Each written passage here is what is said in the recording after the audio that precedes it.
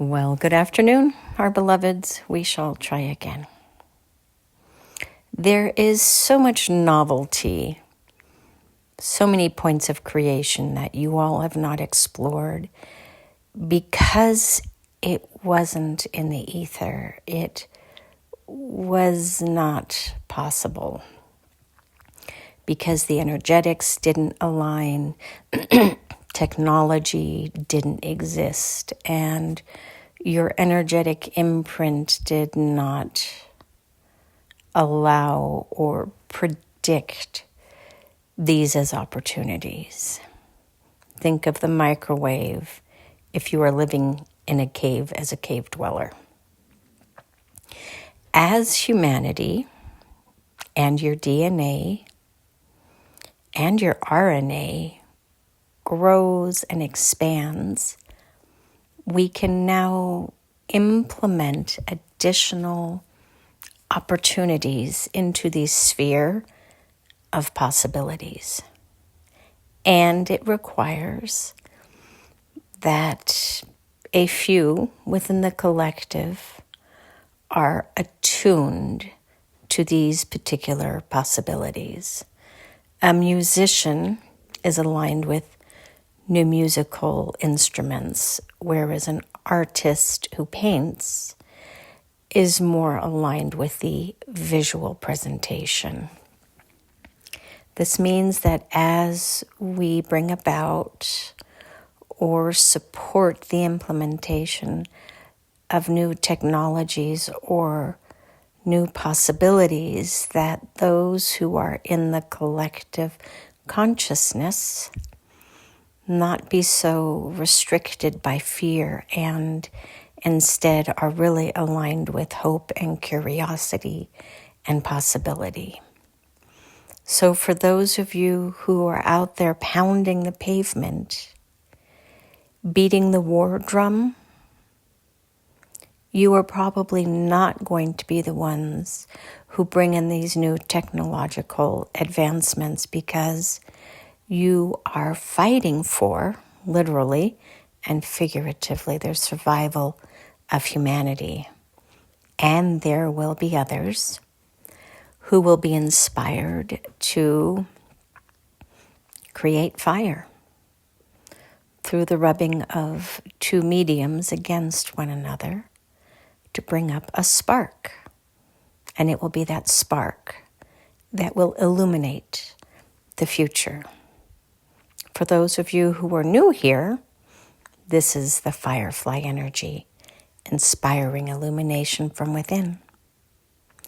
When you are aligned with hope and truth and trust and love and collaborative involvement, this is where the Firefly spark of illumination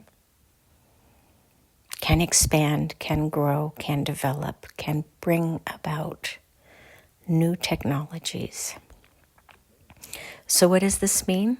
It just means keep listening, keep learning, keep being curious, find compassion even for the most hateful people out there right now, not because they deserve it, but because it preserves and protects your own integrity.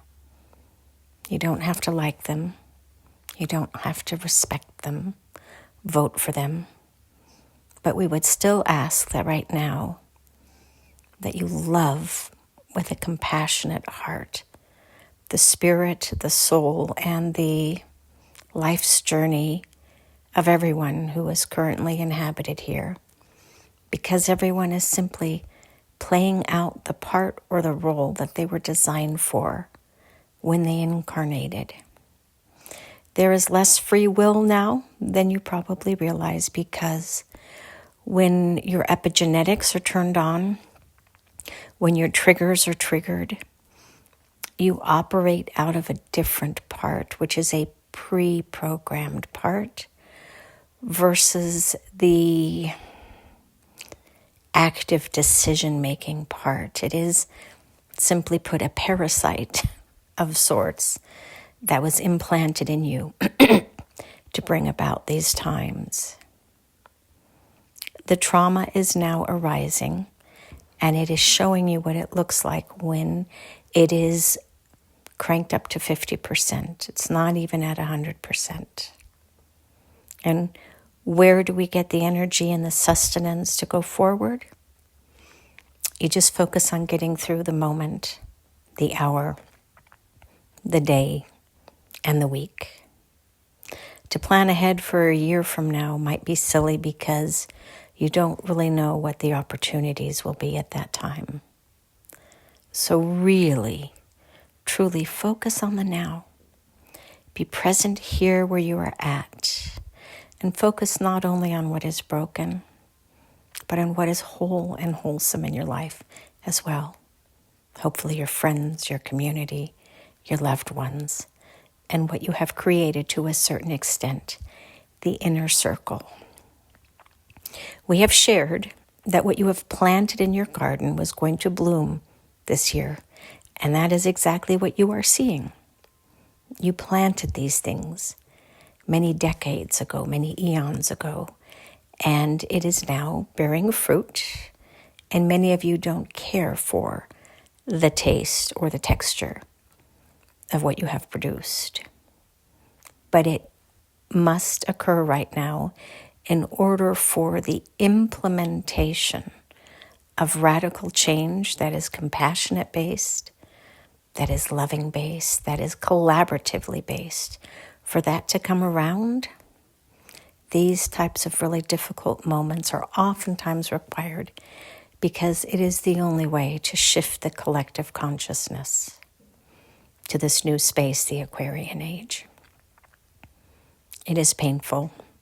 It is destructive. It is decimating of everything that you have known and loved.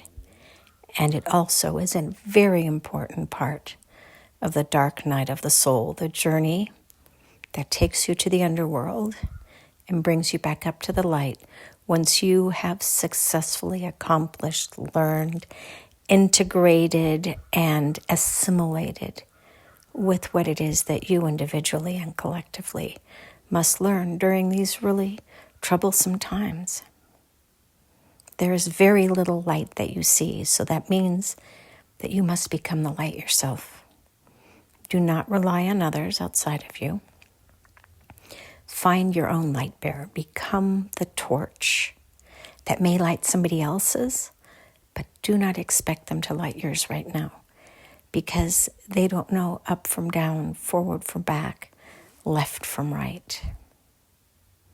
It simply is the blind leading the blind right now. And when you have the amygdala justifying behavior instead of the prefrontal cortex, or God help us, even the heart, the compassionate heart, this is what it looks like. Just find some purpose in your path, in what you are called to do, and allow this thing to a certain extent to run its course.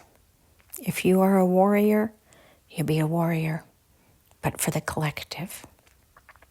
And if you are a pacifist or if you are a prayer, you do that. You know what you came here to do. And don't allow anybody else to shame you, but also don't shrink away from controversy because you are scared of the outcome. That is courage in the making. Find your voice, whatever it is, and stand by it 100%, and then figure out what the next steps are, meaning next moment and the next moment and the next moment. And so it is. Namaste.